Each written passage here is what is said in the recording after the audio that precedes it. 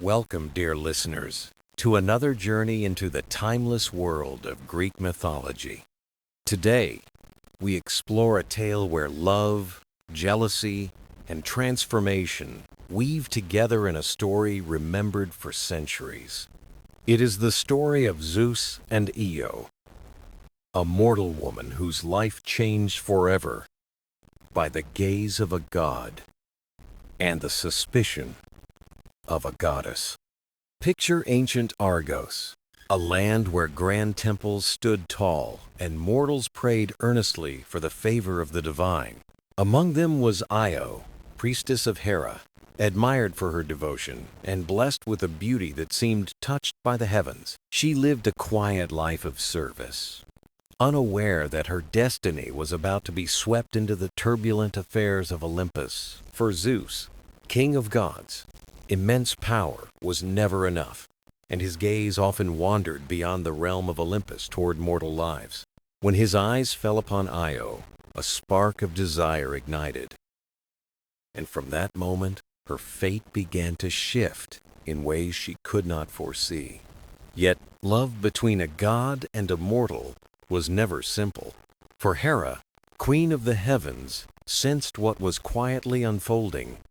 Her suspicion would ignite a chain of events, testing Io's resilience, her spirit, and the power of transformation itself. And so, our story begins. In the heart of Argos, temples of white stone rose high, their columns stretching toward the heavens, as if mortals reached with devotion toward the immortal gods above. It was here that Io lived, not as a queen or warrior, but as a humble priestess of Hera, serving with quiet dignity, her life devoted to ritual, prayer, and sacred duty. Her beauty was admired, yet it was not beauty alone that made her beloved. Io's spirit carried grace, and her kindness flowed like a river through every word and action. At dawn she rose, before the first light touched the marble steps, tending to the sacred fire, polishing offerings, and preparing the temple for worshippers. Her serene voice often led the hymns of Argos, songs carried by women through the temple halls, drifting upward as if borne by wind to Olympus itself. Though her life demanded discipline, Io found joy in ritual. She felt comfort in knowing her devotion linked her to powers far greater than mortal strength. She prayed for her people, for rain to bless the farmers, for safe births to mothers, for calm seas to sailors who braved the vast waters. At night, under starlit skies, she sometimes wondered about the gods above. Did they hear her prayers? Did they know her name? Or was she only a small spark? Unseen to her, Zeus, the ruler of Olympus, had noticed. From his throne he watched the mortal world, fascinated by their fleeting joys and fragile passions. In Io he saw something rare, not only beauty, but purity, quiet strength, and devotion that glowed brighter than the sacred fire she lit each morning. He watched as she guided her people, as her hymns rose, as she tended the altars. To him she seemed touched by divinity, though bound by mortal flesh. But for Io, life continued unchanged. She walked the temple paths, unaware that her every gesture now stirred the heart of the king of gods. In myth, mortals who draw the gaze of a god step onto a path from which there is no return. Io's steady life was about to shift forever. Her prayers, once freely given, would soon be her cries for deliverance. But in this moment, she was still at peace, her spirit calm in sacred service. The story of Io begins in silence, not thunder. In dawn's stillness, in whispered prayers, in the gentle rhythm of a devoted priestess at her altar. The heavens were listening. Her name had already been spoken not by mortals but by Zeus himself, and destiny was about to open its heavy doors. And so Io, priestess of Argos, stood at the threshold of change. unaware that her world would soon be transformed beyond all recognition. High upon Olympus, Zeus ruled with thunder in his hand and the vast sky as his throne. Yet his gaze often wandered to the fleeting lives of mortals below. One day, his eyes turned toward Argos, where devotion ran deep, and from the temple of Hera rose hymns that drifted like smoke upward into the bright heavens.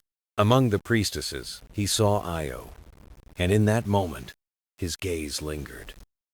For Zeus, this was no passing notice, but the spark of something deeper within. Io moved with rare grace, every gesture steady, every word filled with compassion, as if her spirit carried a strength beyond the bounds of mortal life. He watched as she lit the sacred fire, the glow reflecting on her face, her prayers rising softly into the air. Humble and pure in their devotion, her life was dedicated to Hera, Queen of Olympus, and perhaps that made her presence all the more striking to the one who shared Hera's throne. Io did not seek glory or recognition. She sought only to serve, to guide, to live in humility and faith, and that purity stirred Zeus's heart. Though king of gods, Zeus was not untouched by longing. It was not her beauty alone that drew him, but the quiet flame of her devotion, steady and bright. Day after day, he lingered in his gaze. When she walked the temple gardens, he listened to her whispered prayers, as if they were carried straight to him. When she lifted her eyes to the night sky, wondering if the gods heard her, Zeus felt the urge to answer, to show her that she was seen. Yet love between a god and a mortal was never simple. For Io was sacred to Hera, whose watchful eyes missed nothing that touched her husband's heart. To notice Io was to invite suspicion. To love her was to invite conflict. And yet, Zeus felt the pull of fate tightening its thread around them. The more he watched, the more he knew he could not turn away. Io had become a flame within him, a light piercing even the clouds of Olympus. For Io, life went on unchanged. She prayed, tended the sacred fires, and led hymns, unaware her every act was watched by the ruler of gods. Her name was now whispered on the lips of Zeus, carrying a weight she could not yet know, a thread already weaving into destiny's loom. In Olympus, whispers stir quickly. The gods sensed the shift in Zeus's heart, and Hera's ears were never far from such dangerous murmurs. For now, Zeus kept silent, his desire hidden, but his thoughts often wandered back to Argos, to Io, the mortal priestess of quiet strength and devotion. It is said that when Zeus's gaze falls upon someone, their fate is forever changed. For Io, her steady days were already trembling like a storm's first breath. And so, the story deepens. In the devotion of a priestess and the restless heart of a god, destiny begins its slow and inevitable unfolding. From Olympus, Zeus carried a conflict no thunderbolt could resolve. He had seen Io, and her image lingered like a sacred flame in his thoughts. Her presence followed him through halls of marble, feasts, and divine songs. But with every vision of Io came a shadow, the shadow of Hera. Hera was queen and goddess, the one to whom Io had pledged her life. To reach for Io meant challenging not just love, but the order of Olympus. Zeus was no stranger to desire, yet this longing felt unlike the others. Io was not seeking divine attention, nor tempted by the lure of immortality. Her purity drew him closer, her devotion making his desire grow stronger. At first, he told himself a glance or thought was harmless, but desire grows like ivy, creeping silently until it binds the heart. Soon, his thoughts became consumed entirely by Io. He imagined stepping unseen into Argos under the olive trees. He longed to hear her laugh, to know her voice beyond prayer. Yet every vision was shattered by the thought of Hera's gaze. Hera, protector of order, would not forgive betrayal. To reach for Io was to risk her wrath and the peace of Olympus. Zeus paced the heavens, restless and torn by longing. The king of gods, ruler of storms, found himself powerless before love. He thought of Io's prayers whispered beneath the stars. Did she know her words touched not Hera, but Zeus himself? Would she recoil in fear or meet him with quiet serenity? The unknown only deepened his longing, stirring a storm within. His dilemma grew heavier with each passing day. To ignore his heart was to smother a fire that refused to die. To act was to risk jealousy, suspicion, and Io's suffering. The gods around him noticed the shift in his spirit. Hermes saw his silence. Athena saw the unrest in his eyes. Yet none spoke, for the desires of Zeus were threads too tangled to touch. Still, Zeus delayed, trapped between restraint and longing. His throne felt heavy, his crown like a burden of stone. What use was power if it could not quiet the heart? Meanwhile, Argos lived in rhythm, Io lighting her sacred fires. She remained unaware of the storm gathering beyond the clouds. It was a storm not of lightning, but of desire itself. In myths, such moments mark the turning of fate. A glance becomes thought. A thought becomes desire. Desire becomes destiny. Zeus, eternal king, stood on the edge of a choice that would shape his life and forever alter Io's. For love between God and mortal is never simple. It is always marked by sacrifice, change, and consequence. And in Olympus, the dilemma of desire pulled at the threads of fate. On Olympus, even the faintest shift in desire rarely escaped Hera's notice. She was a queen with not only divine power but sharp instincts as a guardian. For centuries, she had watched Zeus with fierce and unyielding eyes. She had seen flickers of his wandering heart and knew the cost of longing. Lately, restlessness stirred in Zeus, and Hera felt its presence keenly. His thunder lost clarity. His gaze drifted toward unseen horizons. He lingered in silence when once his laughter filled the skies. To others it was subtle, but to Hera it was clear as seasons changing. She began to watch more closely, searching for signs in his behavior. When the muses sang, she studied his expression, not their voices. When mortals prayed, she noticed him straining to hear one voice. At night, though they shared a throne, the distance between them grew. Her heart became a storm of love, anger, and fear all at once. She had given Zeus devotion, and in return, demanded loyalty. But Hera's loyalty was not blind. She remained vigilant always. Whispers from Argos soon reached her divine ears. Mortals spoke of a priestess of unmatched devotion, pure and constant. The name was Io, the woman whose prayers burned like sacred flame. Io had long served Hera, lighting fires and guiding devotion. Hera had blessed her often, pleased with her unwavering purity. But such purity now made Hera uneasy in her queenly heart. What did Zeus see when he looked down upon Argos? Was it the city, the temple, or Io herself? The thought coiled around Hera's mind like a serpent of doubt. At first, she dismissed it as a passing fancy of Zeus.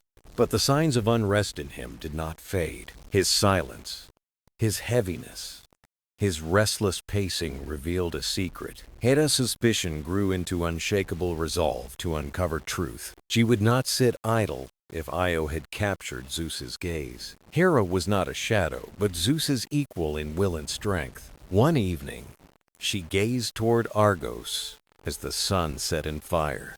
The lamps of the city flickered below like stars on earth.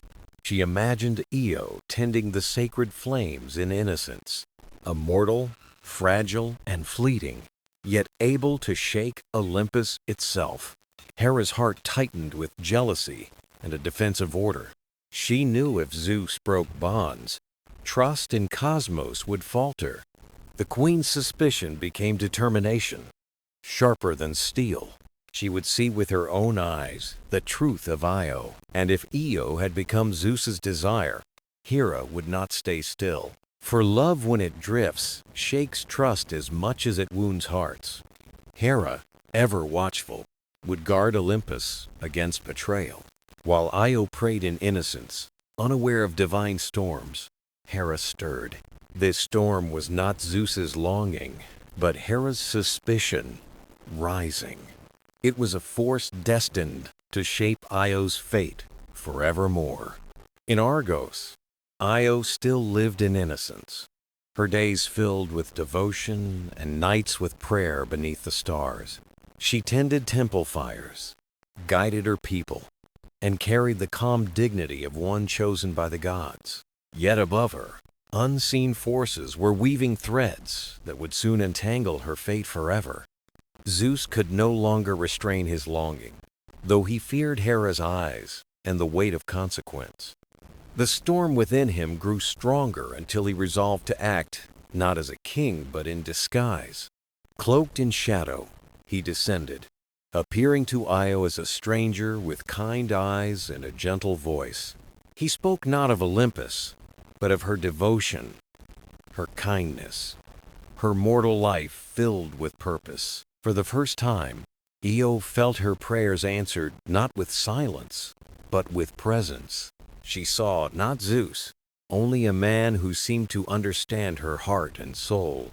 Every word deepened their bond, unseen but powerful, filled with wonder and hidden danger. But Hera was watching, her queenly gaze piercing through mist and silence of Olympus. She sensed the quiet deception, the dissent, the ripple in divine order, and her suspicion turned certain. Hera's anger burned cold, sharp, deliberate. She would not confront Zeus but act upon Io.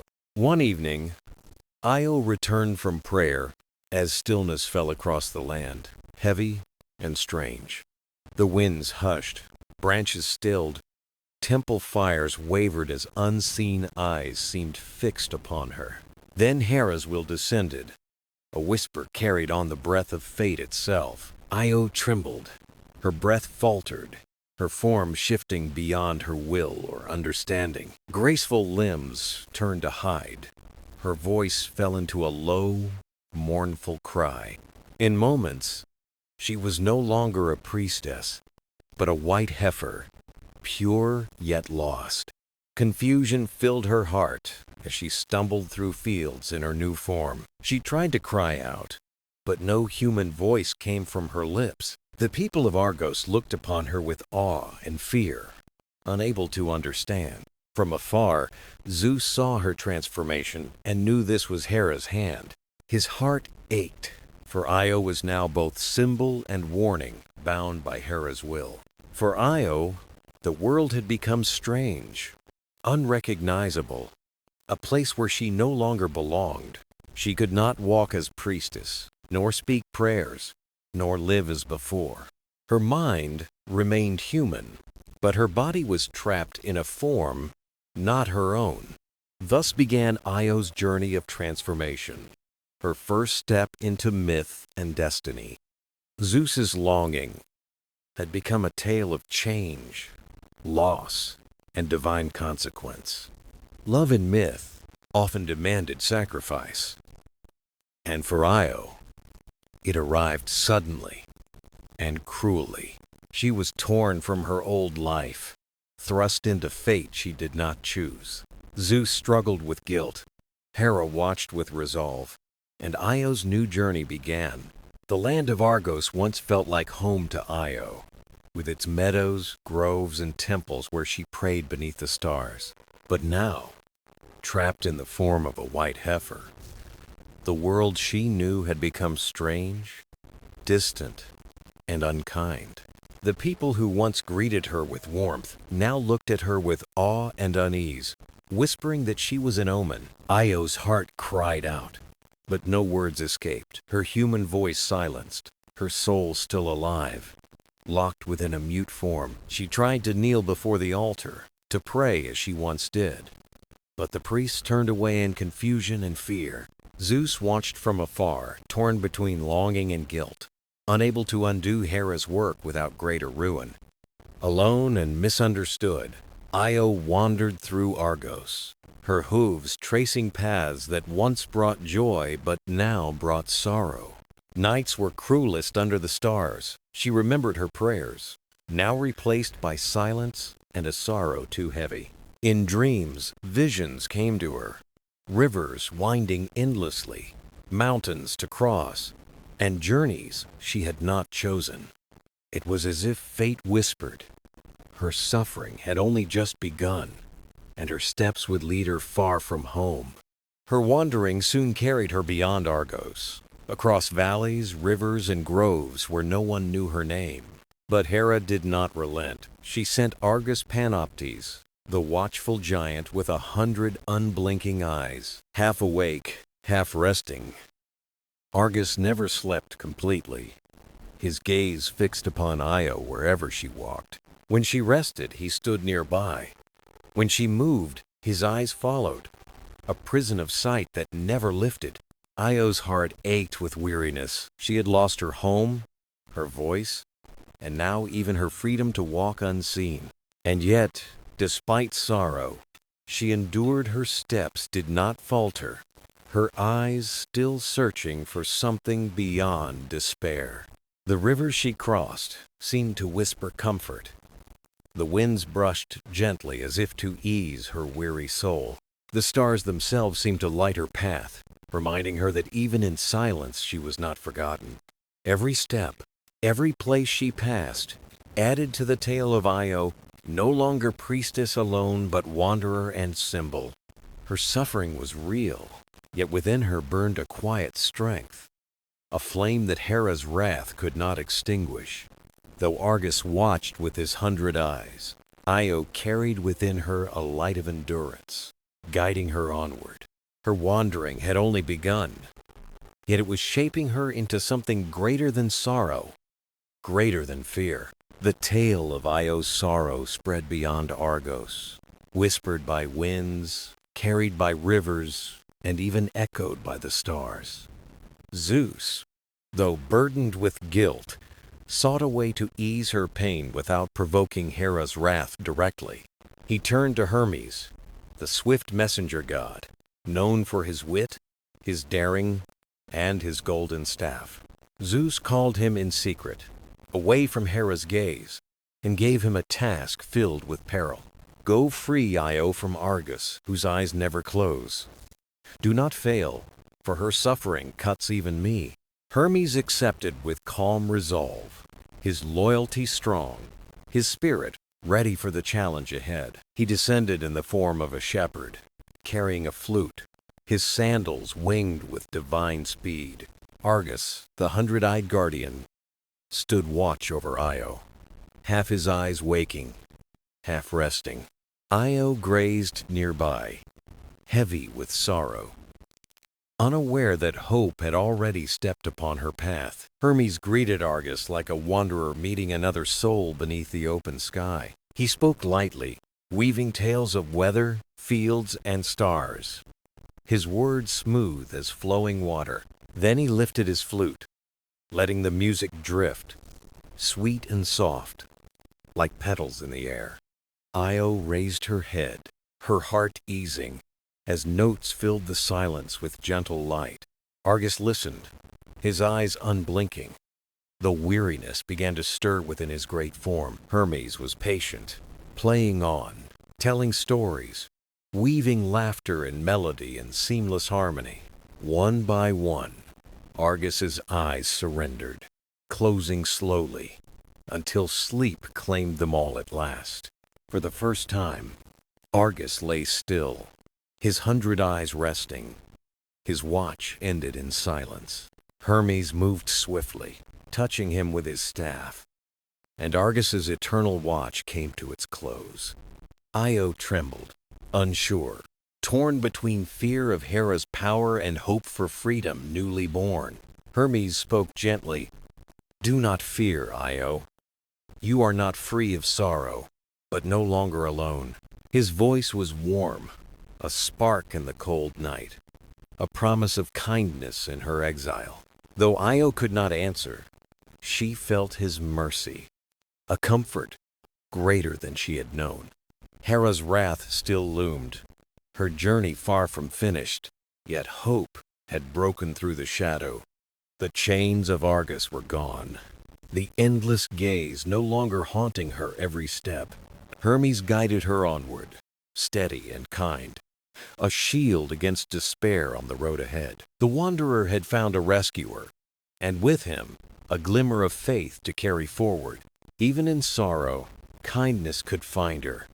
Even in exile, hope could bloom once more. Even after Hermes freed Io from Argus, Hera's fury did not fade, for jealousy burns deep and humiliation only hardened her resolve to punish Io further.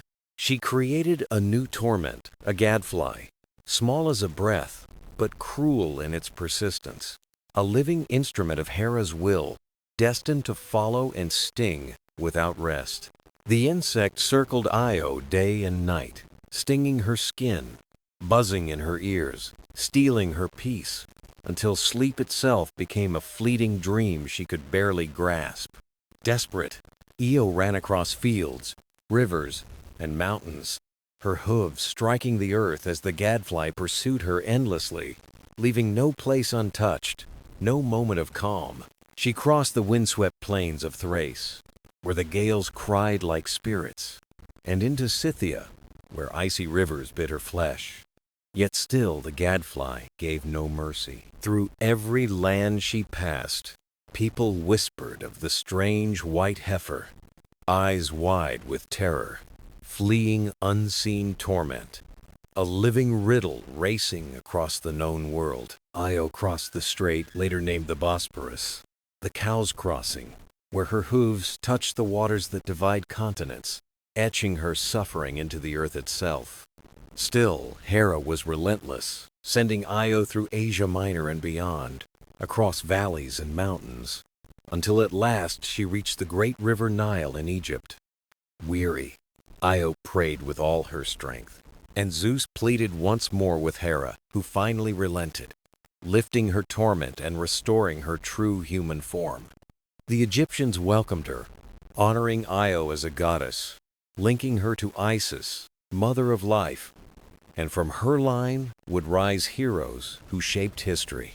Though free, Io never forgot the torment, the buzzing gadfly a ghost in memory, reminding her of pain but also of the strength she carried within. Part 8 of Io's tale is not only punishment but transformation, for Hera's cruelty drove her farther than fate intended, forging her into legend. Her suffering was long, her wandering endless, but in the end, she became more than mortal, a symbol of endurance and a spirit that could not be broken. When Io's suffering ended in Egypt, her tale did not close, but opened into something greater, a legacy bound to prophecy, destiny, and the shaping of nations.